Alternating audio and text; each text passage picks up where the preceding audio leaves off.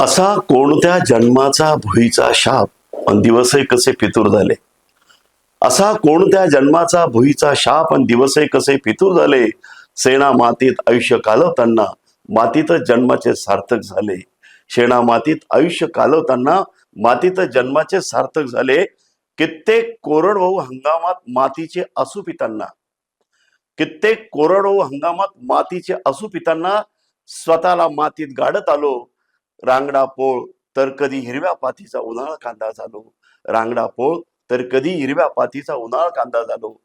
चोहोबाजूनी अंगावर येणारी सनातनी वादळ, चोहोबाजूनी अंगावर येणारी सनातनी वादळ आणि हाडामासी खेळलेल्या दारिद्र्याच्या झळा, यातून आयुष्य पिळवटून निघताना धूळ पाठीनेत लावला अक्षरांची लळा.